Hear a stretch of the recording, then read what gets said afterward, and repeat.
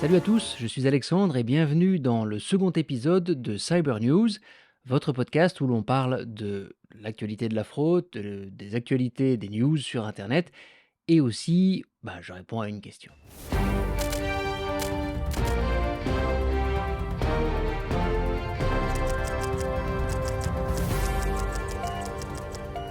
Faites attention parce que les fraudeurs essaient aussi de nous contacter, de vous contacter par téléphone. On sait qu'ils essayent l'email, le SMS, mais le téléphone est même sur votre téléphone portable.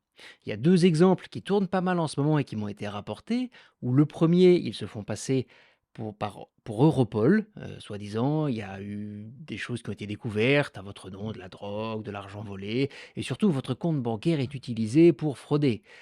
Ils savent que c'est pas vous, quelqu'un usurpe votre identité, mais on vous conseille quand même de mettre votre argent à l'abri sur un compte sécurisé dont ils vont vous donner le numéro de compte. Évidemment, vous partagez votre argent avec les fraudeurs. Et même, on les a vus revenir dans certains cas où ils vont rappeler la personne qui a marché dans la combine la première fois, qui s'est déjà fait voler de l'argent, pour lui faire croire qu'ils ont trouvé une autre victime des mêmes criminels, exactement la même chose, et que vous pouvez aider à protéger l'argent de cette personne, et donc on va le transférer sur votre compte, à vous de le retransférer ailleurs, et en gros, il vous transforme en mule financière. Donc soyez prudents. Et puis dans le deuxième cas, alors là on vous appelle, soi-disant c'est votre banque, ça peut être de n'importe quel numéro local, international, évidemment ils savent des choses sur vous, il faut protéger votre argent et le transférer sur un compte sécurisé ou même valider suivant vos systèmes d'identification, euh, j'ai envie de dire une transaction pour arrêter le vol. Sachez que dans tous ces cas, il y a deux choses à repérer. Le compte sécurisé n'existe pas. Il n'y a pas de compte bancaire plus sécurisé qu'un autre. Ils le sont tous. Mais surtout, faites attention à ce que vous validez. Sachez que si votre banque vous appelle, par exemple parce qu'il y a une fraude, c'est possible, mais elle ne va jamais vous demander de faire quoi que ce soit. C'est votre banque, elle a accès à vos comptes bancaires. S'il faut bloquer une transaction, fermer un compte, je ne sais quoi, elle peut le faire toute seule. Si quelqu'un vous demande à vous de faire quelque chose, c'est un fraudeur. SafeOnWeb a lancé une news sur les vacances et je pense que c'est intéressant d'en parler parce qu'il donne 5 conseils, tous liés finalement à la façon de se connecter quand on voyage pour se protéger, protéger ses données. Ils se sont tous liés au Wi-Fi et à la 4G. Alors si je résume, d'abord, faites attention sur quel réseau vous vous connectez quand vous n'êtes pas chez vous. Vérifiez que vous êtes sur le bon, celui de l'hôtel par exemple, c'est exactement celui qui vous a été donné à la réception. Faites attention au réseau Wi-Fi public, on ne sait jamais qui est derrière. Si c'est nécessaire, si vraiment vous devez faire des choses très secrètes ou très importantes ou professionnelles, utilisez un VPN. D'ailleurs, on est en train de préparer un épisode spécial du podcast sur les VPN. Restez abonnés parce que vous allez le recevoir très bientôt. Et le dernier conseil, toujours lié à ça, si jamais à un moment vous avez un doute sur le réseau Wi-Fi sur lequel vous pourriez vous connecter, préférez utiliser la 4G ou la 5G parce que finalement là, eh bien vous bénéficierez de la sécurité de l'opérateur téléphonique, c'est beaucoup plus sûr.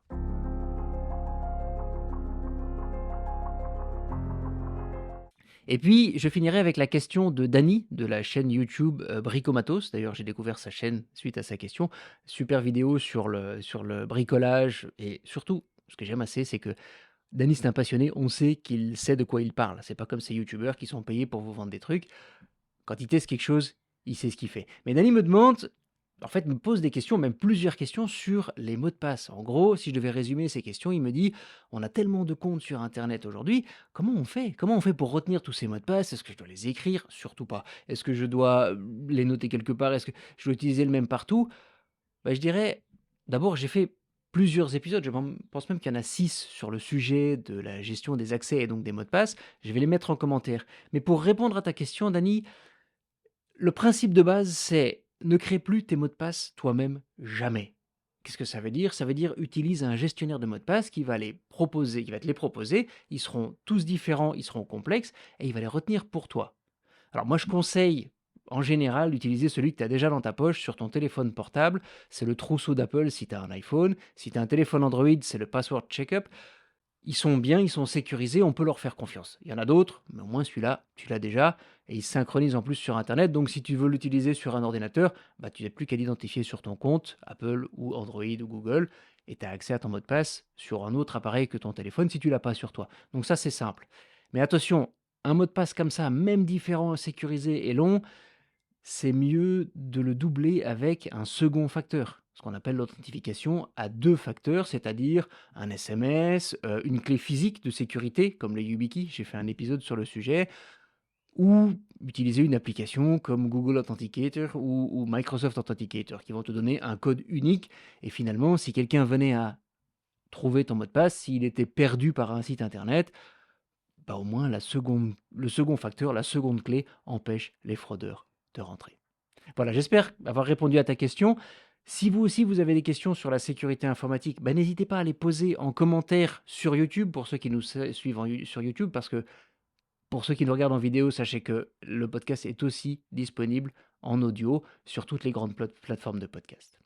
Pour ma part, je vous souhaite une très belle journée et je vous dis à très bientôt dans le prochain épisode de votre podcast, Le Fraudeur, le Hacker et vous.